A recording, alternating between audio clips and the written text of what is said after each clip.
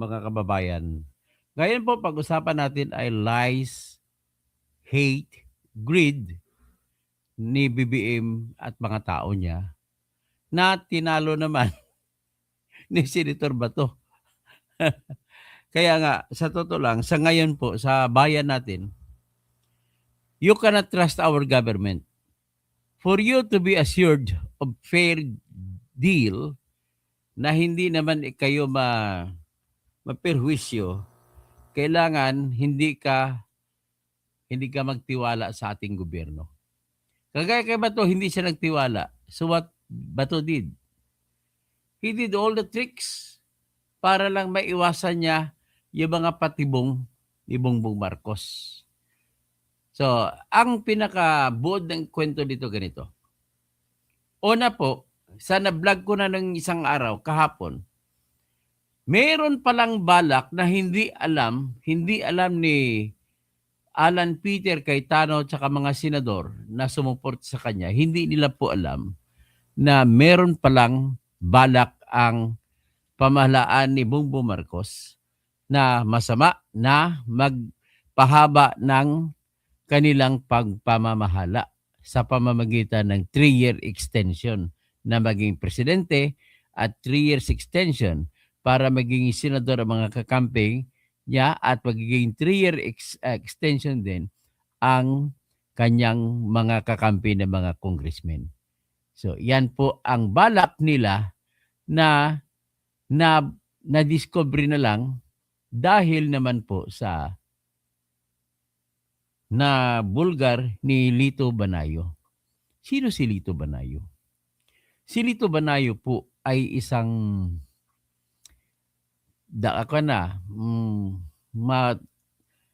bihasa at maraming karanasan bilang isang public relations consultant. Pag sinabi mo po public relations consultant, ang ibig pong sabihin niyan ay siya po ay ang trabaho niya ay magpapabango ng kung sinong kliyente niya para gaganda ang tingin ng publiko.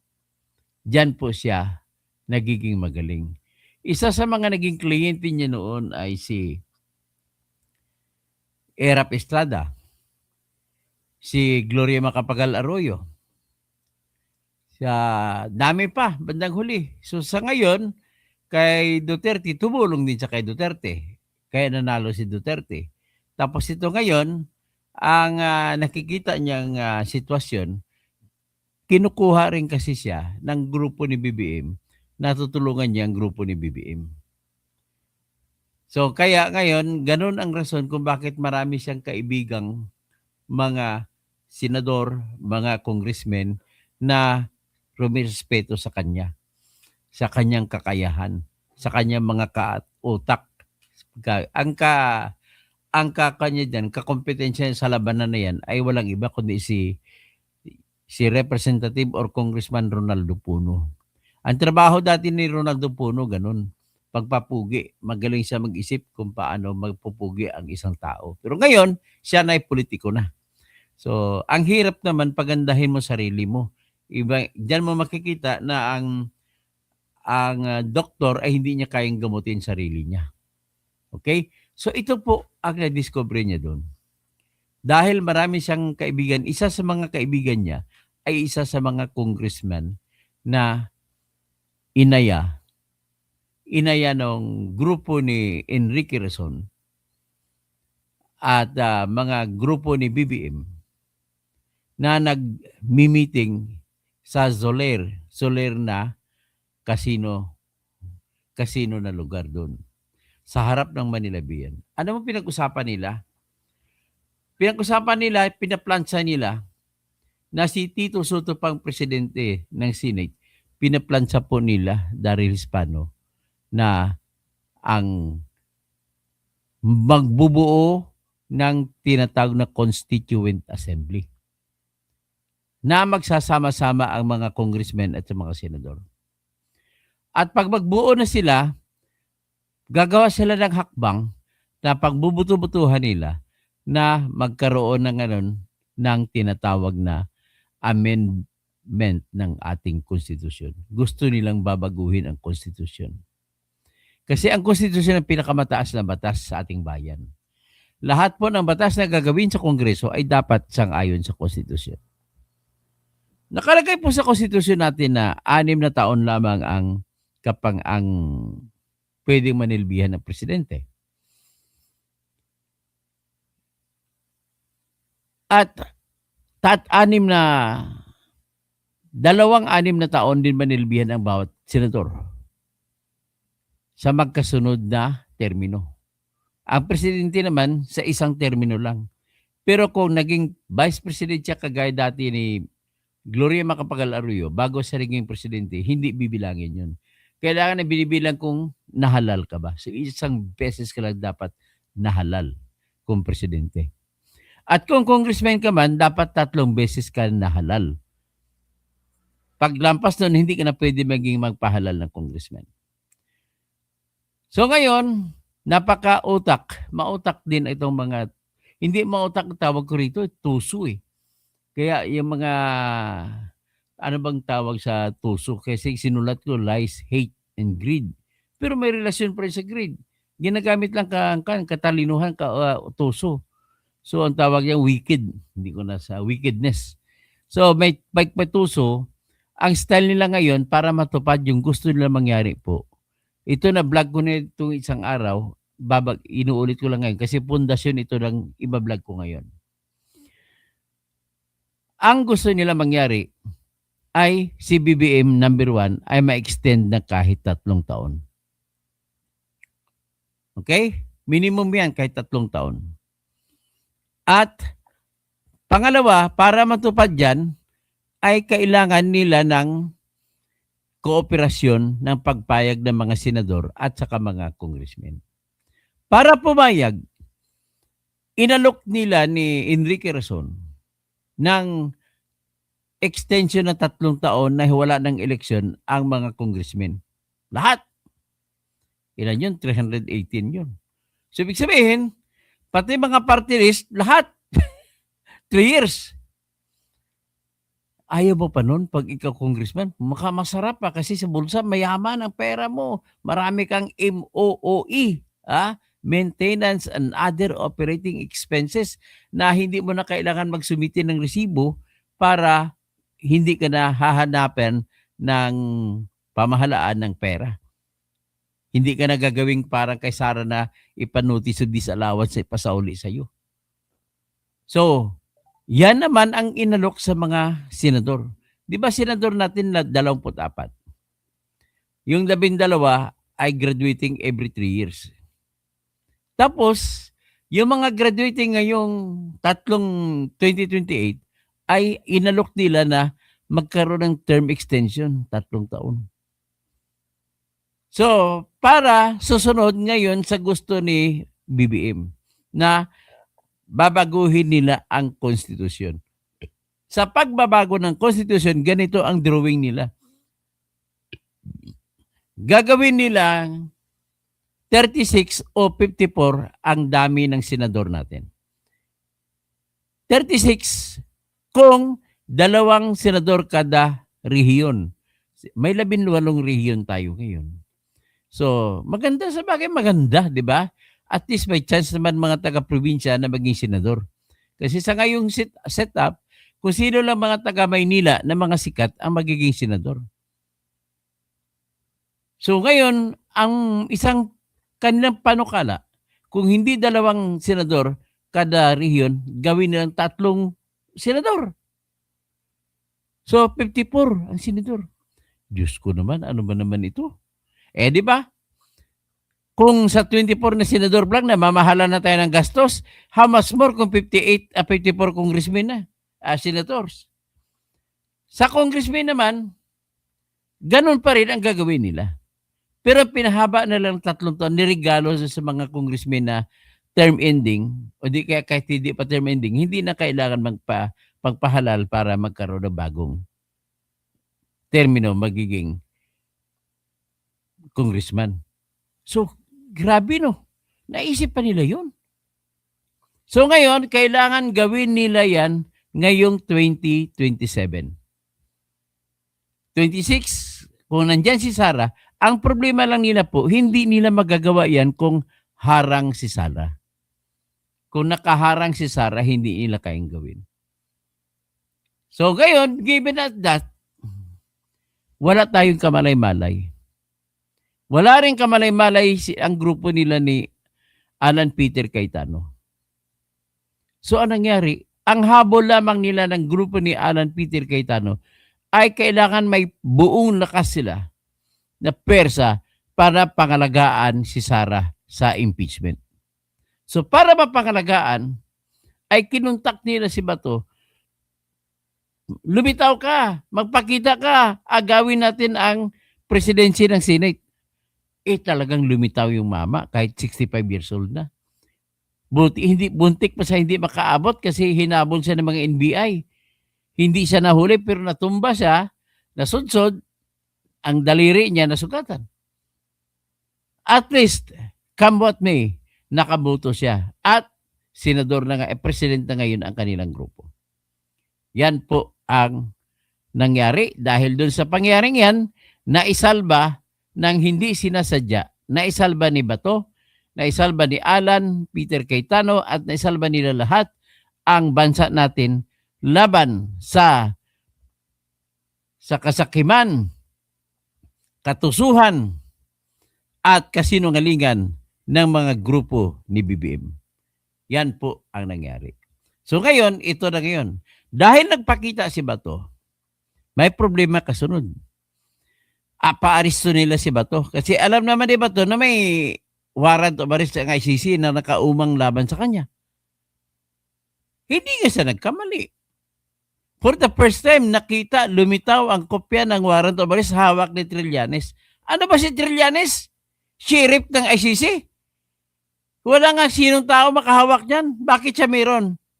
Kung meron na siya, isa lang ang ibig sabihin nito, na totoo yung sinasabi ng mga dating sundalo, 18, na nagbigay sila ng 2 milyong dolyares sa grupo ng ICC investigator na pinangungunahan ni Chantal Daniels. At pinamigay nun sa lahat ng mga judges doon. Sa totoo lang, tahasan ko na sinasabi kayo na tumanggap kayo.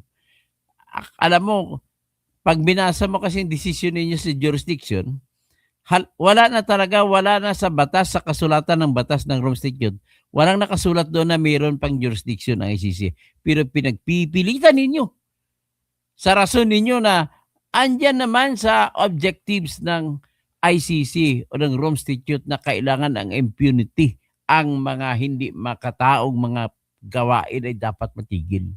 Kaya iyan ang kinatwiran ninyo.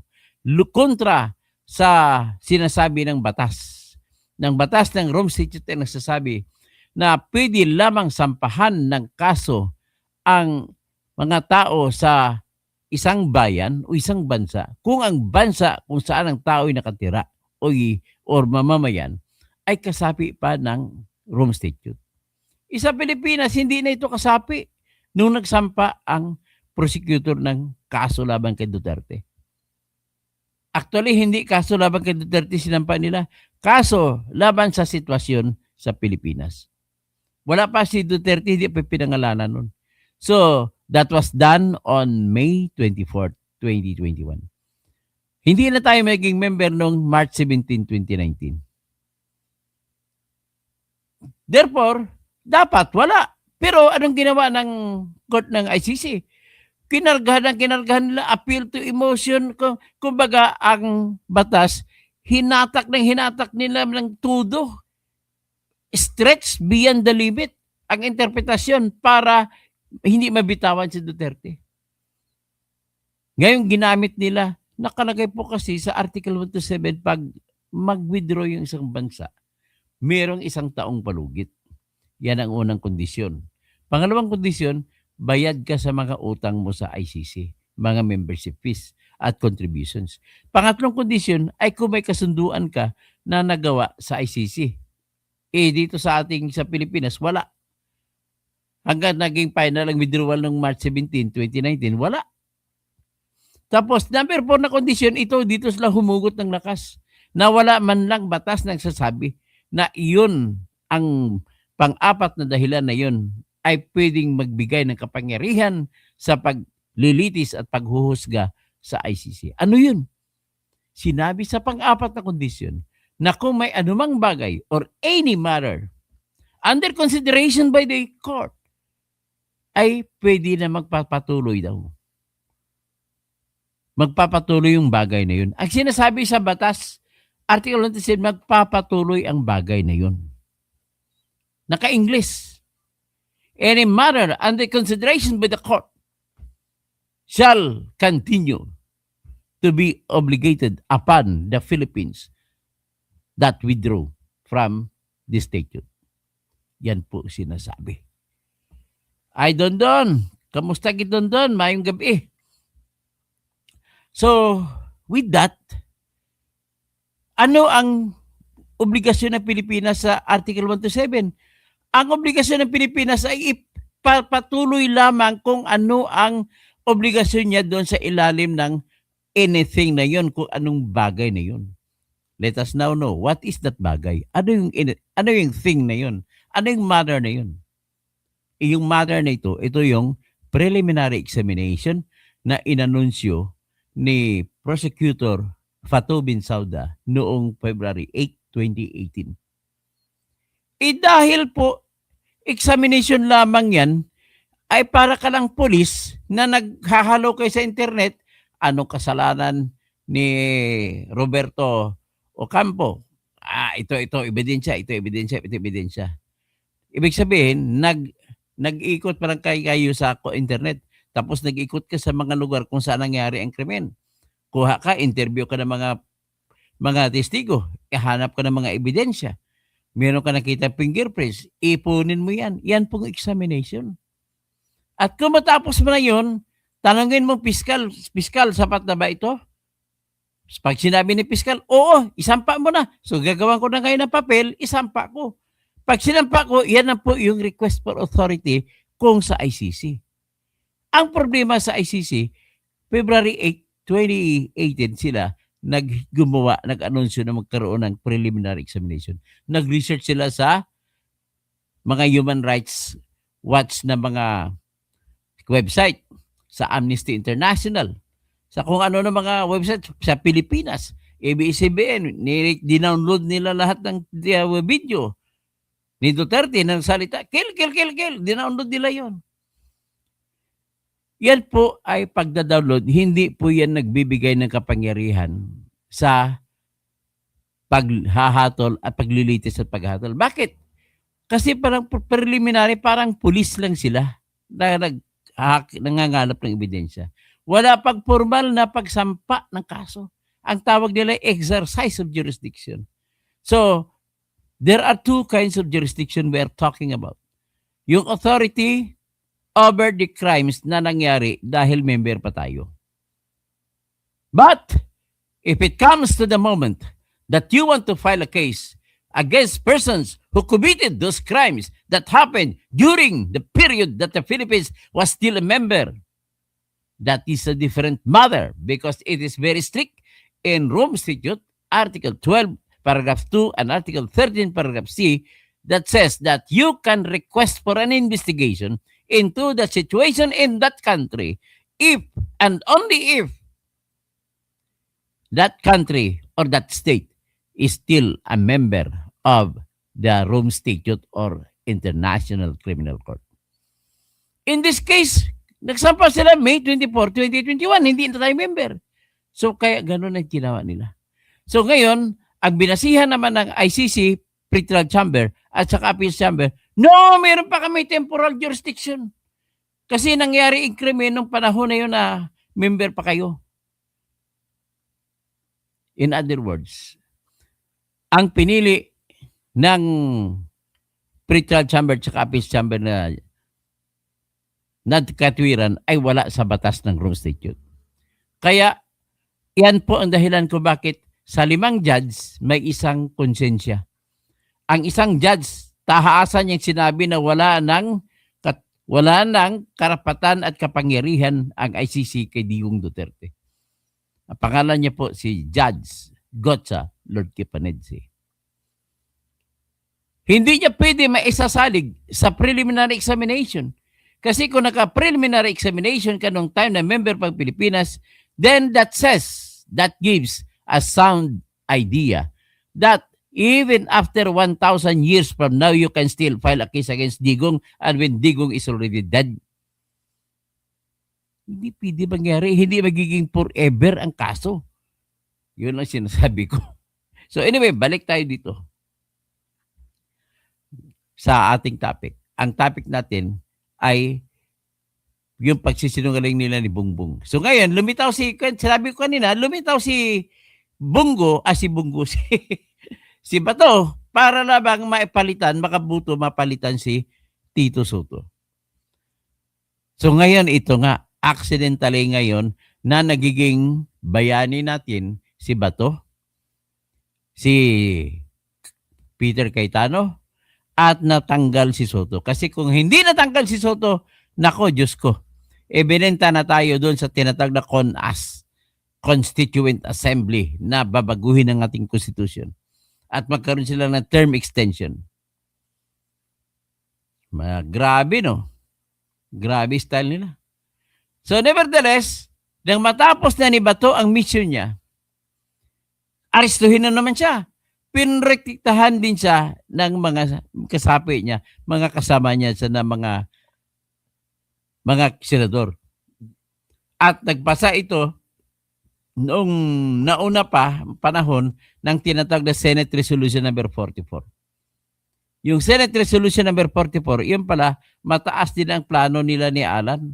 Matalino rin. Kumbaga parang chess game na advance 5 moves. So advance move nila, walang kamalay-malay sila ni Kiko Pangilinan na kalaban na ang pakay pala nila para kay Bato pala ito. Na kung sino man na tao sa Pilipinas, applicable sa lahat ng tao, hindi para kay Bato eh. Na may giroong warrant galing sa kung anong international organization, kagaya ng ICC, ay protektahan natin. Kailangan mo na, dadaan mo na yan sa lokal na korte natin bago natin hayaan na isuko. Ganun ang nakalagay. So kaya ganun, dahil mayroong Senate Resolution number 44 na ganun ang naman, binding lang yan. Ang lakas dyan ay sa loob lang ng Senado. Pero hindi nila pwede baliwalain ng Senado. Hindi pwedeng pumasok ang NBI manghuli kung ayaw ng Senado. Because there is no law that prohibits the NBI from arresting. But the problem is, there is that higher law that gives that power by reason of its independence and by reason of its being a separate and by reason of it not to be dictated upon by other departments. Kagaya ng NBI sa executive yan, hindi siya pwede manghimasok sa affair ng independent body ng Senate. So, pinrektahan na, ginawa ng protective custody si Bato. So, kaya hindi nila nahuli. So, ngayon, dahil hindi nila nahuli, pero nagkaroon din po ng agam-agam sila ni Matibag at saka ni BBM, putang inang Bato na yan. Punyeta yan. Lumitaw yan, mamaya-maya, bukas, lalayas na naman yan. Si Sibat, hindi nga sila nagkamali, sumibat nga. Kaya ang ginawa nila ni Matibag, saka ni BBM, inutusan si Attorney Bumidjen, na siyang papel ngayon ng representative ng Interpol sa Pilipinas na pumalit kay Marcos Lacanilaw. Para kung mahuli nila si Bato, ay itapon kaagad sa dihig. At si Attorney Bumidjen na nang maghatid. So ngayon, kaya nag-utos si BBM, get Bato at all cost. Kasi nakakasira na siya sa plano nila. Ang plano kasi nila, dahil kay Bato, naagaw ang corona ang presidency ng Senate. Hindi na nila ngayon maipagpatuloy ang kanilang plano na term extension. Kaya nang sinabi niyang inutos si BBM, ang problema lang, nabisto ang mga NBI, nagkaputukan. Nasita sila ng mga Marines na tauhan ng OSAA, Office of the Sergeant at Arms. Pinaputukan mga NBI. Gantihan ang putok. Pero yung putok na walang patabaan, kasi para putukan lang yung nagtatantyahan. Pak, pak, pak, pak, pak, pak, pak. Sagot naman NBI, pak, pak, pak, pak, pak, pak, pak. Ganun po ang nangyari. Tapos, ang nangyari na yan ay first time nagsalita si Bongbong Marcos sa kaso ni Bato. Lumitaw siya, nagsalita siya. Nagsabi siya na wala siyang inutusan na kahit sino na pumunta roon para makipagbarilan na para kunin si Bato. Sinabi niya na wala siyang utos na arestuhin si Bato. Sinabi rin, tinawagan din ito si Melvin Matibag na direktor ng NBI ni Pia Cayetano. Nagkamurahan sila ni Senator Pia Cayetano. Ang katwiran naman ni Melvin Matibag, hindi daw po yun siya sinasadya. Nagkataon lang po na malakas po ang video sa katabi niya. So, nag-videoke pala sila. Tapos, tinanggi niya rin. Wala daw siyang inutusan ng mga NBI na pumunta doon sa GSIS at saka sa Senado. Ganun ang klaro sinabi niya. All right. Sino naman kabarilan kaya ng mga OSAA yun kung wala yung mga ano doon? Butin lang, walang hindi nagkapatayan, hindi na pang-abot. Pero inaresto doon yung driver ng isang NBI agent. Abogado na agent. So, naka-inquest na kanina. Nakapensa na nga siguro. So, again, ipakita ko ang mga sinabi nila. Okay? Pero bago siguro yan, mag-advertisement muna tayo, no? Patugtugin ko muna si Sarah.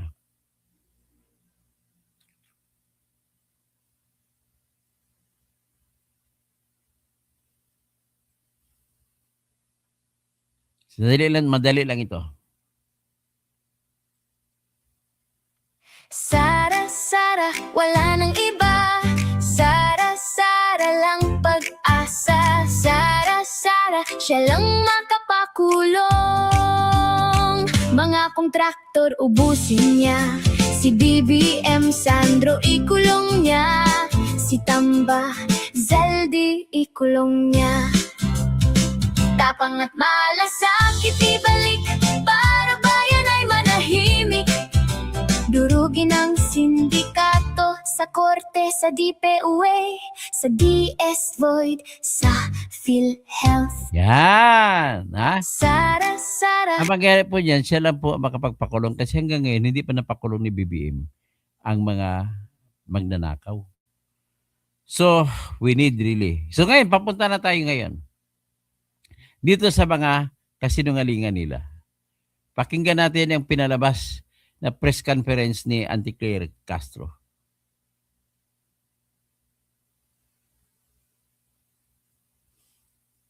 Ang pinisenta niya rito ay si Attorney Melvin Matibag at saka later part si BBM na nagsasabi na wala daw silang tao ron sa GSIS.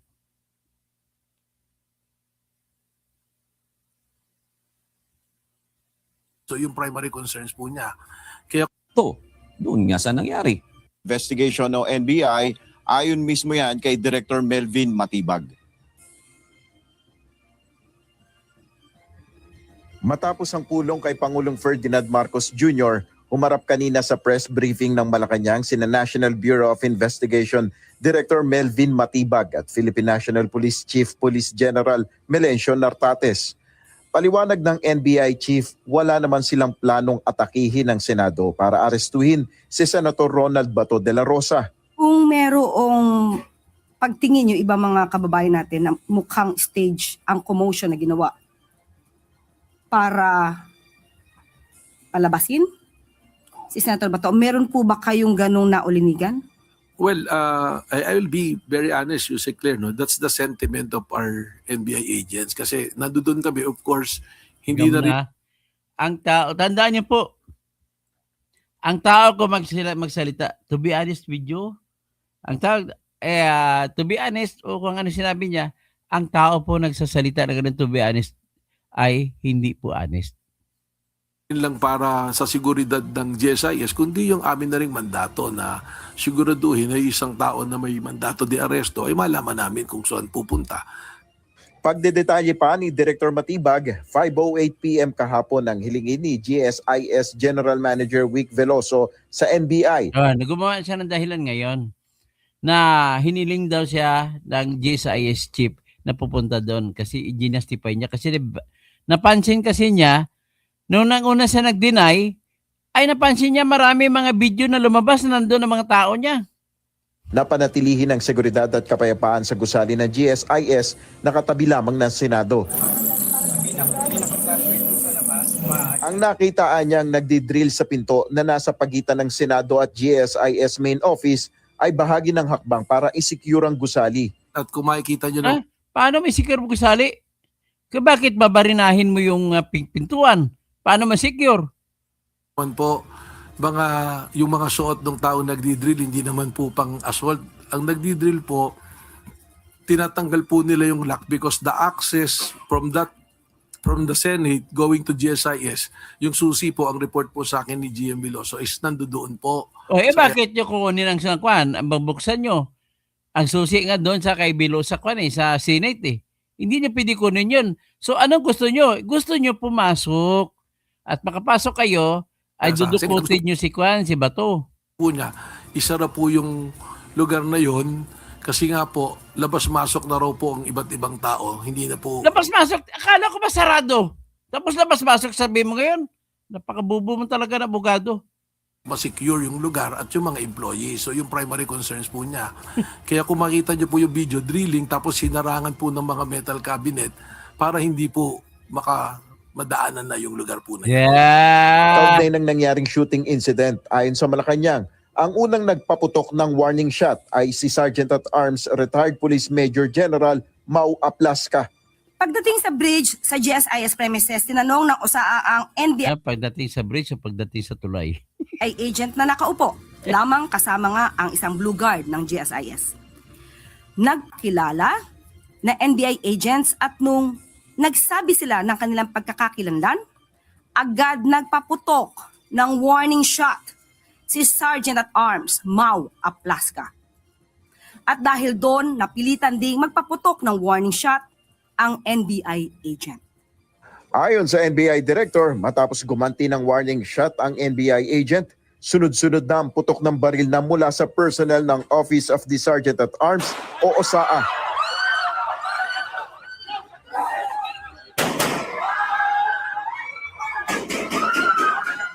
Well, yung NBI po, nag-warning shot din po. Yun ang recollection sa akin. Warning Pero after mag-warning shot, doon na po nagkaroon ng maraming pagputok na nanggaling po sa tapos yung ating pong NBI agent, umalis na po sa lugar, tumakbo na po. May kasama po siyang blue guard eh. So pares na po silang umalis. Ukol naman sa tinukoy na umano'y suspect sa Senate shooting na si Mel Oragon. Ayon kay Director Matibag, hindi siya opisyal na empleyado ng NBI. Siya niya ay nagsilbing driver sa grupo ng NBI agents na nasa GSIS building. Nagkaroon na po ako ng sariling investigasyon. Lumalabas po na siya ay parang volunteer kasama po ng mga ahente po. No? Doon po sa katanungan kung alaw humawak ng baril, yun po kasi yung nakita na naglalakad, pinahawak. Pero yung actual naman po na pangyayari, wala naman po siyang access po doon sa baril na hawak-hawak po niya. Ayon sa PNP chief, kasama nila ang NBI sa nag-iimbestiga sa insidente. Kabilang narito ang umano'y stage o planadong kaguluhan para mapatakas umano si Senator Bato. Kung ang appreciation is stage ba or nagkaputukan na magkasakitan. So we are doing that and I'm enforcing all the necessary resources to speed up and resolve this incident. Ayon sa NBI, sa pulong nila Ang kwento ni Mau Aplasca, pumunta sila doon kasi may report sila na biglang dumating mga taga-NBI. At sinita nila. Nang sinita nila, kaya winarning ang chat nila. Kaya nagkapalitan ng putok. So yan po ang nangyari. kasama si Pangulong Ferdinand Marcos Jr. sa Malacanang, pinatitiyak na magiging patas ang investigasyon at mapanagot ang mga may sala sa insidente.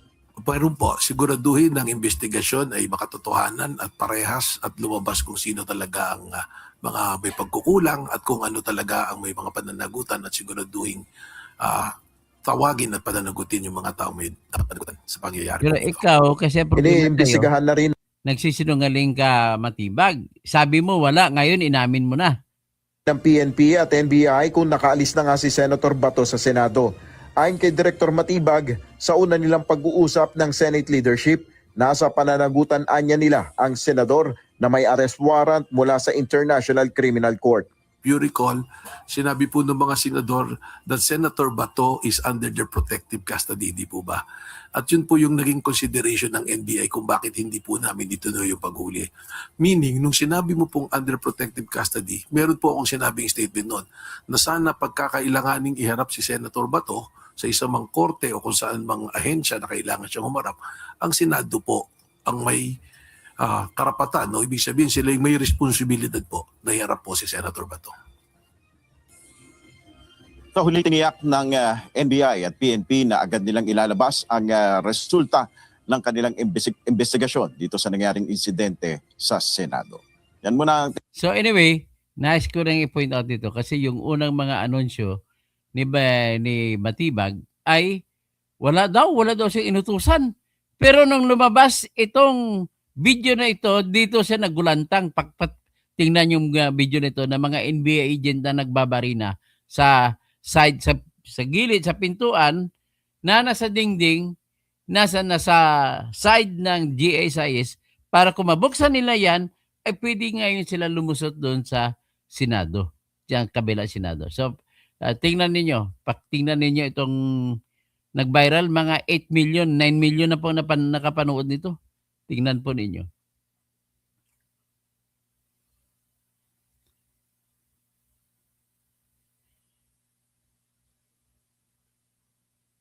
Ito.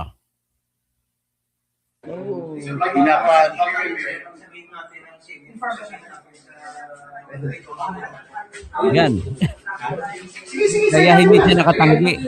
Binago niya pagtaranggi niya. Sinungaling talaga. Ayan mga NBI agent, so nagbabarina. Gusto na pumasok sa kabila. Kaya kasi kung saan na nakapisto, yan po yung GSIS. Sa kabila ay Senado.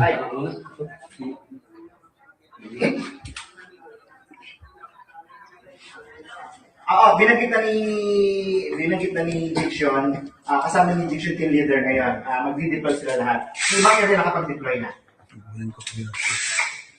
Para mga bida. Hindi pa kasi nandito pa sila sa may setting kasi nandito. Panoorin natin yung episode doon. Pero napakita namin yan. Yan, nagbabarina sila. Kaya. Kasama namin yung NBI. Sige. Okay. Yan ang mga ID ng NBI. Gusto nila dukotin si Bato. Hindi na nila manon. Pinagmamalan naman yung interview. Yan mo na, ibaan mo na isang ibaan na nakaklear mo tayo ng dalawa. Yan ang isa, ibaan mo na. Ibaan mo na, sige na ulit. Sige. Go lang.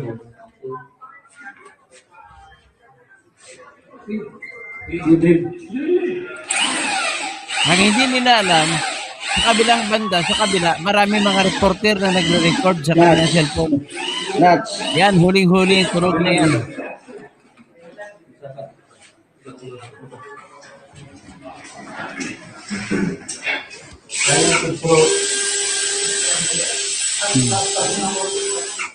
Yan mga NBI agent, oh. Marami sila. Naka-full battle gear din sila. Sila may access ito, di ba? Sila ang may access ito. Sila lang po.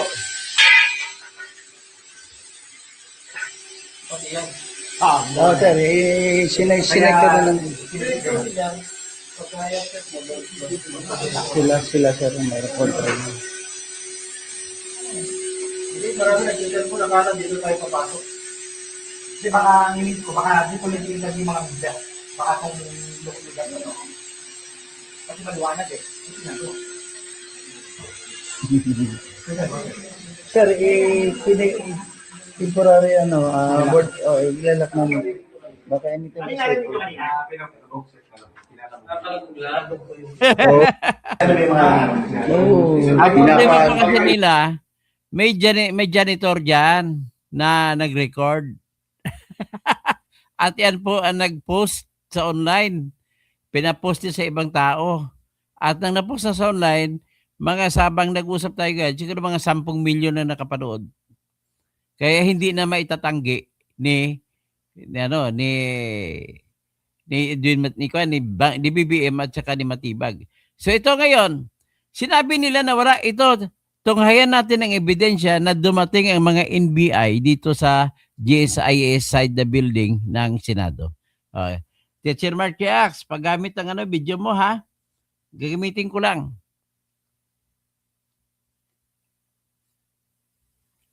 Ito po yan.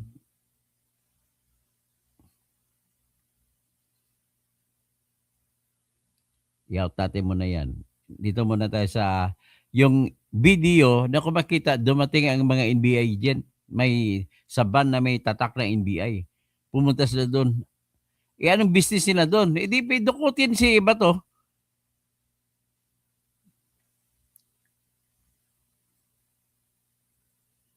Yan.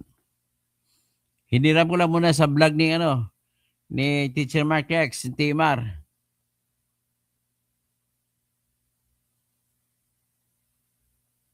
Parteng corn beef. Oh. Dami. Ito, hindi gobyerno. Siguro, ano to, no? Pakinggan mo natin ang sagot ng Baka salita ni Bongbong. multo yun. Mag-iimbestiga natin kung sino. Diba? Nakita, bakit yung ibang addict, advance mag-isip, ito delayed. we must be calm, guys. We will get to the bottom of this, okay? Yan, Bakit yung ibang addict, advance mag-isip, ito delayed? Diba? Yung mga addict, diba? tama Nakita lang ng pulis, tama kasi akala, class 40 kung si huhulihin na. Nicolas Torito go ng trabaho. eto, natapos na ang lahat-lahat, natapos na yung aksyon, doon lang niya sinabing, calm down. Sige. Pakiano mo na, Mas talaga? pakiplay mo na yung yung NBI. Alamin natin kung sino ang gumawa nitong gulo na ito. Ikaw, Ito ba ay talagang nagka-enkwentro lang o ito ba ay may kasama sa mga distab o nagsusimula ng gulo? Kailangan po natin malaman yan. Kaya mag-iimbestiga sabay ang Senado at saka ang PNP tungkol dito. At masasabi ko lang at para hindi po mag-alala ang taong bayan, hindi po gobyerno ang gumawa nito. sino pa? NBI ni gobyerno. Baka multo yun, no? Yung mga kausap niya paggabi. Oh, baka tropa ng tatay mo paggabi, yung mga kinakausap mo. Oo, hindi gobyerno, pre. Ito, hindi gobyerno. Siguro, ano to, no? Siguro mga leftist tong mga to, no? Mga parteng Mga corn beef. dilawan. Oh. Dapat Tama, yung inuuli yung NBI mga na corn beef tatak- 19 na yan, eh. Yung pubig mantakin mo, sasakyan. ano yan, naka-cosplay sila ng NBI?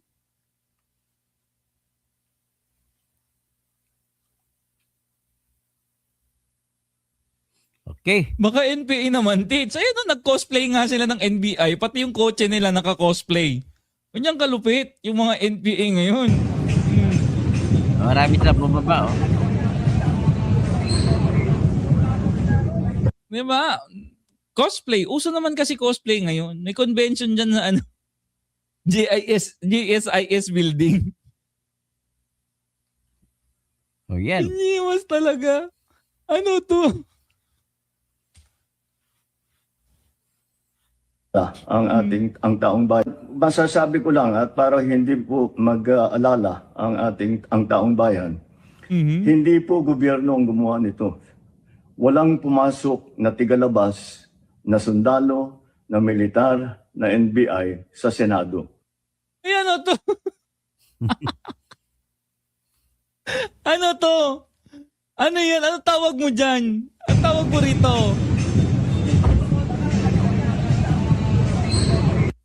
Baka guni-guni lang natin yan, no? Baka siguro baka bangag tayo. Siya yung matino, di ba? Baka pwedeng ganon. Oh.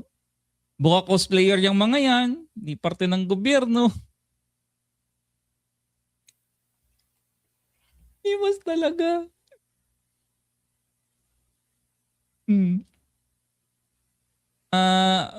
Lizard yan, no? Oh. Di ba? Yung Sundalo na militar na NBI sa Senado. Hindi po natin alam kung sino yon. Sundalo na militar scroll yung mga yan, guys. na sundalo na militar. Wala na Ayun, sundalo militar. Hindi rin namin alam. Mukhang ay, naku, meron na siyang conclusion eh. Ang conclusion niya, hindi taga-gobyerno, no? Walang outside force na pumasok sa Senado. Although we have videos, even Attorney Torion, nakita niyo yung high-end na camera ni Attorney Torion, puja, ilang kilometro yun. Kitang-kita, di ba? Nakasuot ng NBI, may mga flashlight pa. NBI, may mga Kuha po natin, kinukulikta natin ngayon lahat ng ebidensya na nandiyan. Maraming salamat po. Kalma lang po. Asahan ninyo yung eto, sagutin mo tong ate mo. Saktan.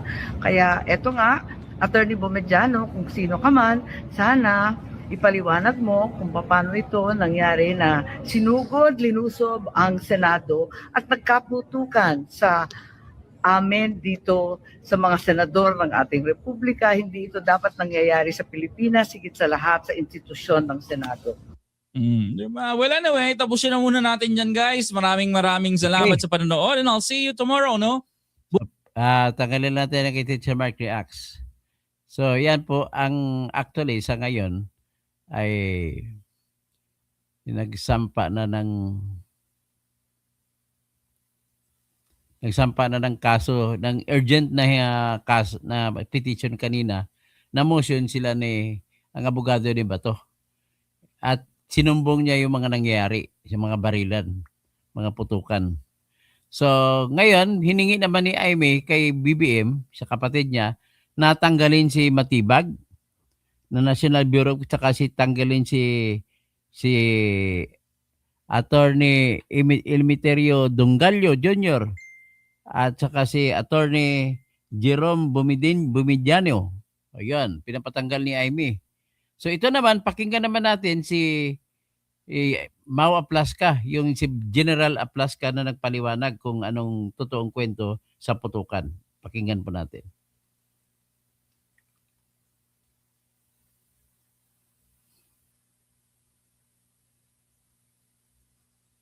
At nakita po namin yung mga tao na armado, kaya po as part of our procedure, ay challenge po namin siya, verbal challenge po. This is yung aming pong procedure of the continuing use of force. So una-muna, verbal warning. So challenge po kung sino sila, sumugot naman na NBI agents.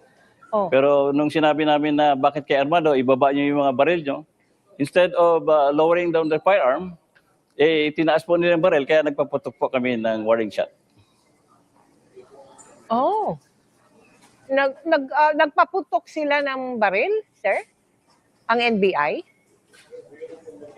Pagkatapos po ng Again, pagkatapos please. po ng nagpaputok kami ng warning shot, ina-expect. Yes, go ahead, sir. Pagkatapos po namin mag-warning shot, ina-expect po namin na ibaba po nila yung mga baril. But instead, gumanti po sila ng pagbabaril sa amin. Kaya po napaatras po kami ng kaunti. At doon na po, tuloy-tuloy na po yung exchange of gunfire. Meron po bang tinamaan sa panig ninyo? Sir? Wala naman pong tinamaan sa aming side po. Nagpa-warning shot din sila. Wala Ganun po, ba yun? Ma'am Mel, wala pong tinamaan. So, Sila po ay ano? nakipagbarilin sa amin kasi kami po ang nag-warning shot. Hindi, bakit nga kayo nagbarilan? Ano ba yun? Ba't nagbarilan? Ano yung maging problema? Bakit ka Napakabobo nagbarilan? naman ito ni Mel Chanco. Ano po ba yun? Anong dahilan bakit Ganito nagbarilan? po, Melon, liwanagin ko lang, ano? Yes, please. Naku, kailangan niya ng sambayanan, malaman. Liwanagin ko po. Opo. Liwanagin po natin, ano? Yes, kung yes, bakit yes, nagkaroon sir. ng barilan. Go ahead, please. Unang-una po, marami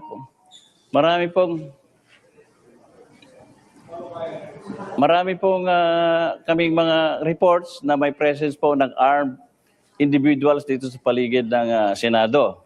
Okay. Dapat may disbar. Tama, nung bandang bigyan mo hapon kay po, Dia. na-confirm po namin through our CCTV at saka ako din po mismo personally, nakita ko na mayroong mga NBI agents dito sa paligid ng Senado.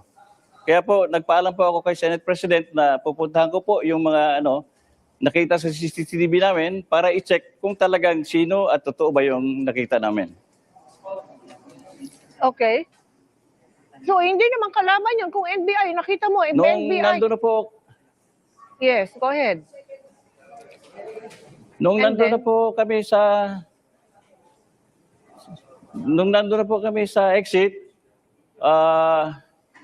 na-challenge po namin yung mga NBI agents kung sino sila. So, nagpakilala naman na NBI. Kaya sinabi ko po na ibaba nila yung kanilang mga barel.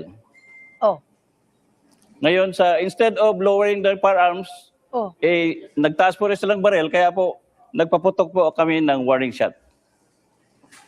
Pagkatapos po, gumanti po sila ng putok sa amin na hanggang tuloy-tuloy na po ang exchange of gunfire. Mhm. So, ibig sabihin ba, sir, General, so kilala ninyo kung sino yung mga taong yun na nakaharap ninyo kagabi? Nagpakilala po sila na NBI agents po. Nagpakilala sila. Oo. So, ano ngayon ang nangyayari ngayon? Sila ba ay, sila ba iniimbestigahan? Sila ba kinuha na? So anyway, ulit-ulit Ano lang yan. nangyari ngayon? Nasaan sila? Tanggalin Anong na lang dahilan? natin yan. Bakit sila? Paulit-ulit na lang yan.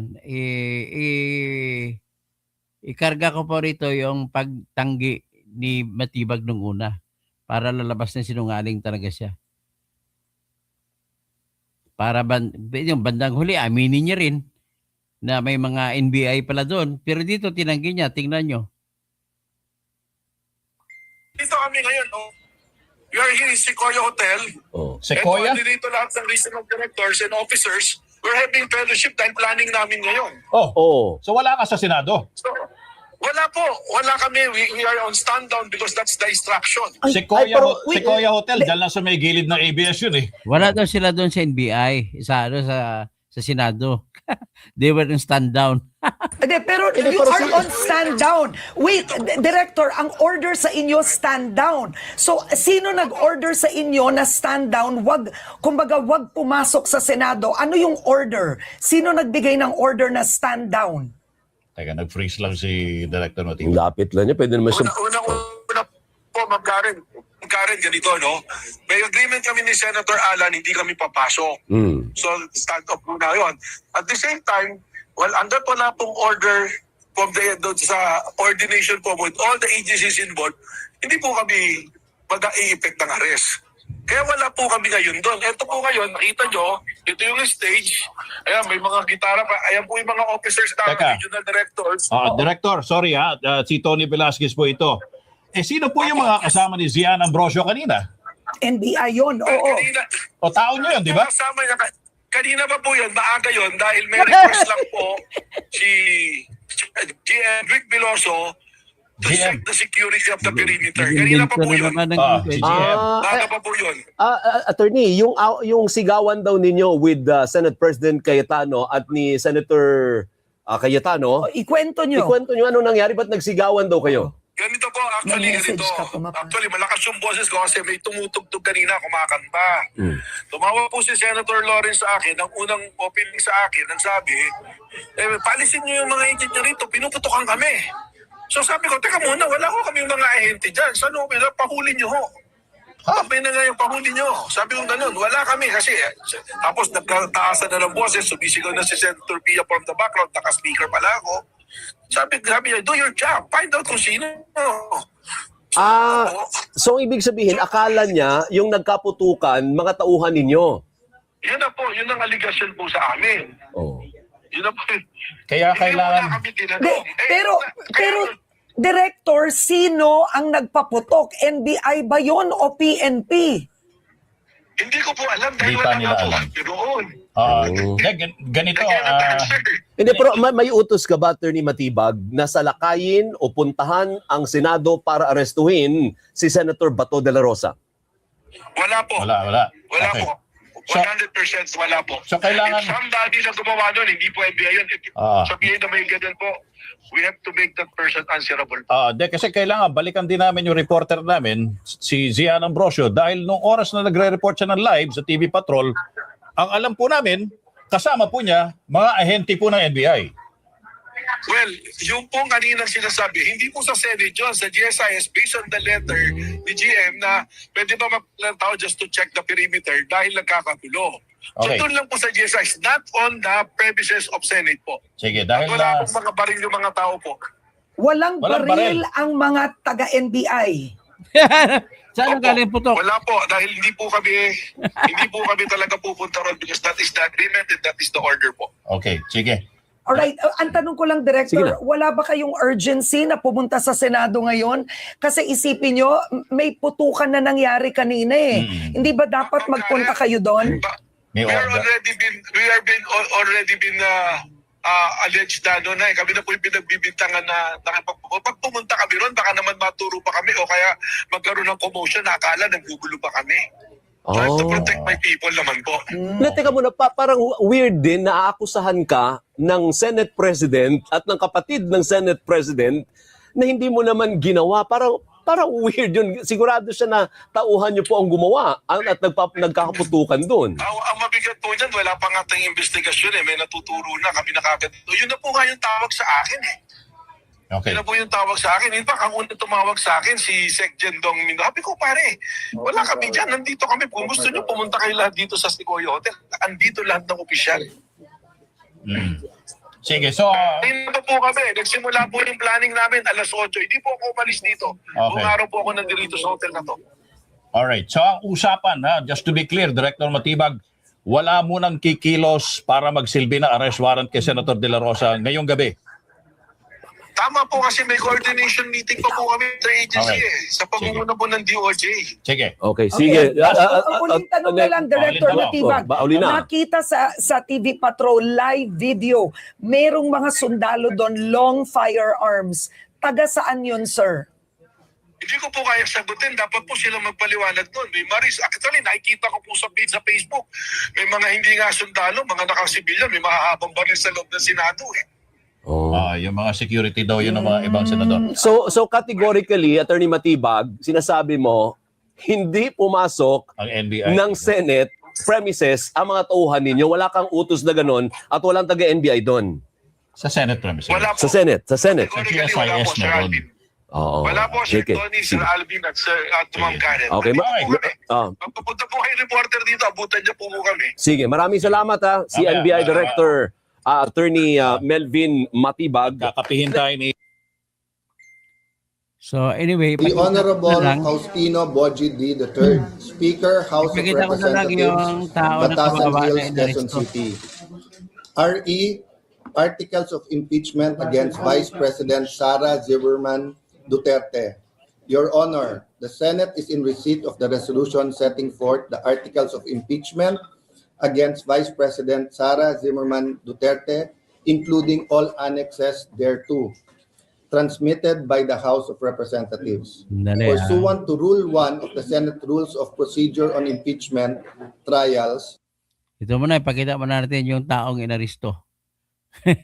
Dapat hindi natin kasama sa ating kanyan, sa live yung impeachment. Pakita ko lang itong itong taong inaresto na ito ko na napaputok. Nagturo na naman sila kung sino nagpaputok. Kawawa naman itong isaw. So, yan ang tinuro nila. So, anyway, with that, be that as it may, Grace Almazan, Grace Almazan, Sir Toto, pag ba mag-secure ng building ang tatawagin NBI, di po ba pulis? Magaling na NBI magsinungaling. Ay, nakakaldero. O, si Kaldero, sige, tokoy naman yung kay Alan Peter. Tapos, ano yung Ghost NBI? May Ghost Project, may Ghost NBI din pala. Joyce Apolinaria. Nako, nagkasinungalingan mo matibag. Tapos, John Vic and Martatis are equally worse too. Yun. Tapos, si I am trustworthy, Cayetano, worst Senate President in Philippine history. Tapos si Ayuji Spin. Ano ba yan? Mel Chanco, ulyanin na yan. Okay. Di ka pa mag-retire, Mel Chanco. Oo nga, matanda na si Mel Chanco.